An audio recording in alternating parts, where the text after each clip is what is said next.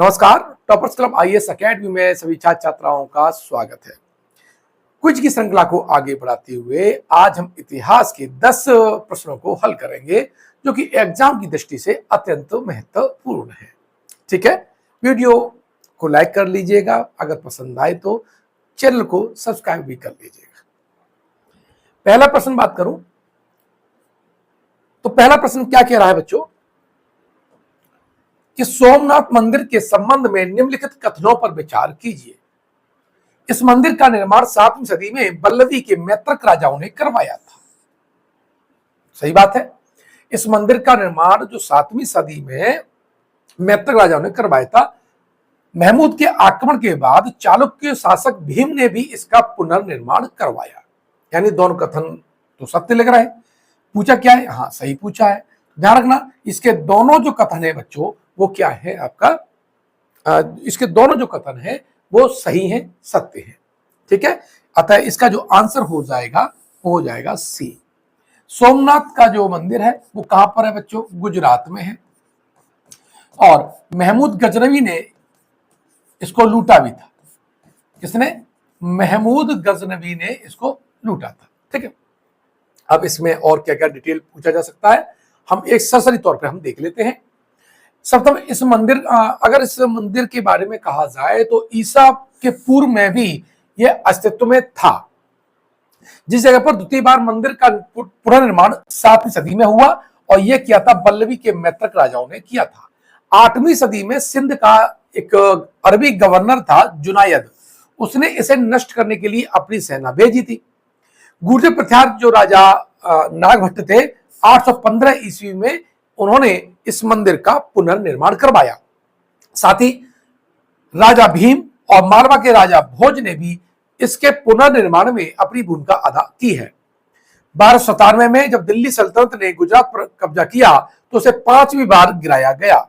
मुगल बादशाह औरंगजेब का भी नाम इसी में आता है और 1706 के आसपास उसके समय इसे भी तोड़ने के आदेश दिए गए थे। आज जिस रूम में ये खड़ा हुआ है उसमें भारत के गृह मंत्री सरदार वल्लभ पटेल का बहुत बड़ा योगदान है। 1 दिसंबर 1955 को भारत के राष्ट्रपति डॉक्टर राजेंद्र प्रसाद ने इसे राष्ट्र को समर्पित किया था, अर्थात इस मंदिर को राष्ट्र को समर्पित किया था पुनर्निर्माण के साथ, जैसे आज ये खड़ा हुआ है। ठीक है, प्रश्न संख्या 2 की तरफ चलते हैं बच्चों। निम्नलिखित कथनों पर विचार कीजिए। पाशुपति संप्रदाय की स्थापना लकुलिस ने की थी। कपालिक संप्रदाय के उपासक भैरव को शिव का अवतार मानते हैं। पाशुपत संप्रदाय का उल्लेख मालती माधव में मिलता है। तो देखिए कितने सही है पूछा है। तो देखिए पहला सही है कि पाशुपत संप्रदाय की जो स्थापना है वो भगवान लकुलिस ने कही है। कपालिक संप्रदाय के जो उपासक हैं वो भैरव को क्या है? शिव का अवतार मानते हैं। यह भी कथन आपका बच्चों सही है। पाशुपति संप्रदाय का उल्लेख भवभूति की पुस्तक मालती माधव में मिलता है। यह भी आपका प्रश्न सही है। तो कितने सही है? सभी तीनों सही हैं, अतः आंसर आपका सी हो जाएगा। इसके बारे में अगर कुछ तथ्य और पढ़ने चाहें तो हम देख लेते हैं। पाशुपति संप्रदाय की उत्पत्ति ईसा पूर्व और कब हुई है? 2वीं शताब्दी मानी जाती है। पुराणों के अनुसार इस संप्रदाय की स्थापना लकुलिस या लकुली नामक ब्रह्मचारी ने की थी। इस संप्रदाय के अनुयायी ये मानते हैं कि जो भगवान लकुलिस हैं वे भगवान शिव का ही अवतार है। कपालिक संप्रदाय के उपासक भैरव को क्या करते हैं? शिव का अवतार मानते हैं, उनकी उपासना करते हैं। और इस जो मत के जो अनुयायी हैं बच्चों वो क्या करते हैं? शराब भी पीते हैं, मांस भी खाते हैं और शरीर पर शमशान की भस्म लगाते हैं और हाथ में नरमुंड धारण करते हैं। भवभूति की रचना है मालती माधव। ये नाटक है, संस्कृत का नाटक है और ये कहा जाता है कि श्री शैल नामक जो पर्वत था उस पर कपालिकों का बहुत बड़ा केंद्र स्थित था। ठीक है, ये आपके वो तथ्य थे जो इस प्रश्न से संबंधित हैं और उलट पलट करके फैक्ट के रूप में या सिद्धांत के रूप में आपसे पूछे जा सकते हैं। प्रश्न संख्या 3 की बात करें बच्चों कि निम्नलिखित कथनों पर विचार कीजिए। शून्यवाद का प्रवर्तन नागार्जुन ने किया था। नागार्जुन ने प्रतीत समुत्पाद को ही शून्यता कहा था और असंग ने विज्ञानवाद का प्रतिपादन किया था। कितने सही हैं? इसके भी कथन तीनों सही हैं। शून्यवाद के जो जनक है वो नागार्जुन है, और नागार्जुन ने प्रतीत समुत्पाद जो कि बौद्ध धर्म का सिद्धांत है उसको ही उन्होंने शून्यता कहा था। असंग है, इन्होंने विज्ञानवाद या विज्ञानचार का प्रतिपादन किया था। इस तरह से इसका भी ऑप्शन सी आपका ठीक हो जाएगा। अन्य तथ्यों की बात करें तो माध्यमिका को ही हम शून्यवाद कहते हैं, और इसके जो प्रवर्तक हैं वो नागार्जुन है, बौद्ध भिक्षु हैं, और इनकी बहुत प्रसिद्ध रचना है माध्यमिकारिका। माध्यमिकारिका, इसमें इन्होंने इस सिद्धांत को प्रतिपादित किया है। इसे सापेक्षवाद भी कहा जाता है, जिसके अनुसार प्रत्येक वस्तु किसी न किसी कारण से उत्पन्न हुई है और वह उन पर निर्भर करती है, अर्थात वह उन कारकों पर निर्भर करती है। नागार्जुन ने प्रतीत समुत्पाद को ही शून्यता कहा था। असंग ने विज्ञानवाद का प्रतिपादन किया था। असंग और उनके सौतेले भाई वसुबंधु को विज्ञानवाद के प्रमुख शास्त्रीय भारतीय संस्कृत प्रतिपादक माना जाता है। विज्ञानवाद को योगाचार या चेतना का सिद्धांत भी कहा जाता है, और यह बौद्ध धर्म की मनोवैज्ञानिक शाखा है, साइकोलॉजी की शाखा है। प्रश्न संख्या 4 की तरफ चले तो जैन धर्म से संबंधित निम्नलिखित कथनों पर विचार कीजिए। स्थूलभद्र के अनुयायी दिगंबर कहलाए, भद्रबाहु के अनुयायी श्वेतांबर कहलाए। उपयुक्त कथनों में कौन से कथन सही हैं? तो देखिए, स्थूलभद्र के अनुयायी दिगंबर नहीं थे, क्या थे? श्वेतांबर थे। और भद्रबाहु के जो थे वो क्या थे? दिगंबर थे। तो ये दोनों आपके जो पॉइंट्स हैं बच्चों वो क्या है? एरर है, गलत है। अतः इसका भी जो आंसर है वो क्या हो जाएगा? वो हो जाएगा डी। ना तो एक सही है और ना ही दो सही है। जैन धर्म दो भागों में बट गया था, और एक था श्वेतांबर और एक था दिगंबर है। जैन धर्म के जो श्वेतांबर संप्रदाय के थे संस्थापक वो थे आपके स्थूलभद्र, और इनके जो शिष्य है वो सफेद वस्त्र धारण करते थे, इसलिए उन्हें श्वेतांबर कहा जाता है, और सफेद कपड़े ये पहनते थे। भद्रबाहु की बात करें तो ये दिगंबर संप्रदाय के मतलब शाखा के प्रमुख थे, और इनके शिष्य कपड़े नहीं पहनते थे, इन्हें दिगंबर कहा जाता था। प्रश्न संख्या 5 की पे चलते हैं। ठीक है, 5 क्या कहता है? जैन धर्म से संबंधित निम्नलिखित कथनों पर विचार कीजिए। संभूत विजय और भद्रबाहु महावीर द्वारा प्रदत्त 14 पूर्वों के विषय में जानने वाले अंतिम व्यक्ति थे। चंद्रगुप्त मौर्य के शासनकाल में पाटलिपुत्र में प्रथम जैन सम्मेलन आयोजित किया गया। इसमें श्वेतांबर आगम का संपादन किया गया। तो देखिए, उपयुक्त कथनों में से कौन सा सही है? ये सही पूछा है, तो ध्यान रखना, संभूत विजय और भद्रबाहु जो थे ये 14 पूर्वों के अंतिम जानने वाले व्यक्ति थे। ये कथन आपका सही है। ठीक है, अब बात करें चंद्रगुप्त मौर्य के शासनकाल में पाटलिपुत्र में प्रथम जैन सम्मेलन आयोजित किया गया, यह भी कथन आपका सही है, और इसी में श्वेतांबर आगम का जो है संपादन किया गया था। इस तरह से इसका जो आंसर है बच्चों वो आपका सी हो जाएगा। अगर आपको वीडियो अच्छा लगा रहा है, क्वालिटी अच्छी लग रही है, तो आप हमारे चैनल को सब्सक्राइब कर लीजिएगा, अपने मित्रों को जरूर भेज दीजिएगा, क्योंकि इससे थोड़ा सा तो हौसला मिलता ही है। कोई भी दिक्कत आती है मुझे कमेंट बॉक्स में कीजिएगा। साथ ही मैं बता दूं आपको, हमने टेस्ट सीरीज स्टार्ट की है, उसी के प्रश्न है। अगर आपको टेस्ट सीरीज लेनी है यूपी पीसीएस की, आरओ की, या मेंस के लिए, तो डिस्क्रिप्शन बॉक्स में उसकी लिंक दे रखी है, वहां से आप उसे ज्वाइन कर सकते हैं। ठीक है, चलिए अब बात करें प्रश्न संख्या 6 की ओर चलते हैं। उससे पहले थोड़ा डिस्कशन कर ले। 14 जो पूर्व है प्राचीनतम जैन ग्रंथ है। अंतिम नंद राजा के समय संभूत विजय और भद्रबाहु जैन संघ के अध्यक्ष बने थे, और ये महावीर स्वामी द्वारा प्रदत्त जो 14 पूर्वों हैं इनके विषय में जानने वाले अंतिम व्यक्ति थे। चंद्रगुप्त मौर्य के शासनकाल में पाटलिपुत्र में क्या हुआ बच्चों?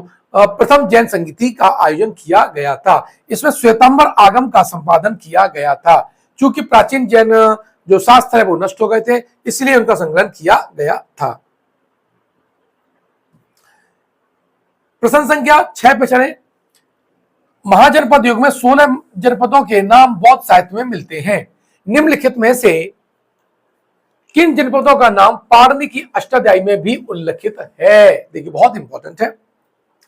हम जानते हैं 16 महाजनपद हैं और इनका जो जिक्र बौद्ध साहित्य है अंगुत्तर निकाय उसमें मिलता है। क्या मिलता है? अंगुत्तर निकाय में मिलता है।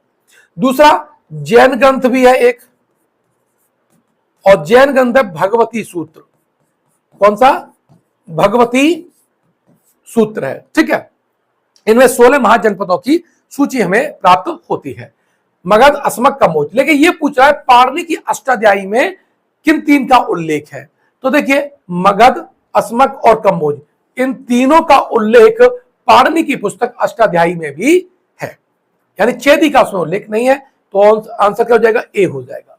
आपका आंसर क्या हो जाएगा बच्चों? ए हो जाएगा। अब यहां देखें, पारणी का जन्म पुष्कलावती गांधार में हुआ था और वह अपने संस्कृत व्याकरण के लिए प्रसिद्ध है। उनकी जो अष्टाध्यायी है वो संस्कृत व्याकरण की मानक पुस्तक मानी जाती है, जिसमें 8 अध्याय हैं और लगभग 4000 सूक्त हैं, है ना। अष्टाध्यायी संस्कृत का प्रारंभिक व्याकरण ग्रंथ है जिसमें 4000 नियम है और 8 अध्यायों में ये विभक्त है। उन्होंने 22 जनपदों का उल्लेख किया। ध्यान रखना, पारणी ने अपनी पुस्तक अष्टाध्यायी में 22 जनपदों का उल्लेख किया है और उसमें 3 जो है मगध, अस्मक और कम्बोज है। ठीक है, राजा नंद का उल्लेख करने वाला अभिलेखी प्रमाण कौन सा है? देखिए, जो नंद वंश के जो राजा नंद का उल्लेख करने वाला अभिलेखी प्रमाण कौन सा है? तो ये आपका बच्चों खारवेल का हाथी गुम्फा अभिलेख है। लेकिन एक बात हमेशा ध्यान रखना है, ये नंद वंश के राजा का उल्लेख करता है, लेकिन है किसका? ये कलिंग नरेश, कलिंग का राजा था कलिंग नरेश, खारवेल का है, ये खारवेल का है। और खारवेल चेदी वंश के थे। किस वंश के थे? चेदी वंश के थे। ठीक है, और इसी अभिलेख में राजा नंद का उल्लेख मिलता है। इसमें जैन धर्म का उल्लेख मिलता है, नहरों का पहली बार उल्लेख मिलता है। ठीक है, ये कई जानकारियां हैं वो आपको खारवेल के हाथी गुम्फा अभिलेख में मिलती हैं। साथ ही भारतवर्ष शब्द का उल्लेख पहली बार कहां मिलता है आपको? वो भी आपके खारवेल के हाथी गुम्फा अभिलेख में मिलता है। रुमनदेही स्तंभ अभिलेख है, इसका आंसर तो ये हो जाएगा। रुमनदेही स्तंभ अभिलेख की हम बात कर लें बच्चों, तो ये गौतम बुद्ध के जन्म का प्रमाण करने वाला अभिलेख है। ये सम्राट अशोक के द्वारा स्थापित किया गया था। रुद्रदामन का जूनागढ़ अभिलेख है, इसमें सुदर्शन झील का उल्लेख है। किसका? सुदर्शन झील का उल्लेख है। साथ ही धनदेव के अयोध्या अभिलेख से प्राप्त होता है, एक जानकारी प्राप्त होती है कि पुष्यमित्र शुंग ने 2 बार साकेत यानी अयोध्या में अश्वमेध यज्ञ किया था। कौन सा यज्ञ किया था? अश्वमेध यज्ञ किया था। इस तरह से इसके भी पॉइंट्स आपके लिए आने वाली परीक्षाओं के लिए इंपॉर्टेंट हो जाते हैं। प्रश्न संख्या 8 की बात करें, निम्नलिखित मगध राजवंशों का कालक्रम व्यवस्थित कीजिए। इस तरह से प्रश्न लगातार पूछे जा रहे हैं। अब मुझे लग रहा है इस साल प्राचीन भारत से ये पूछे जाएंगे।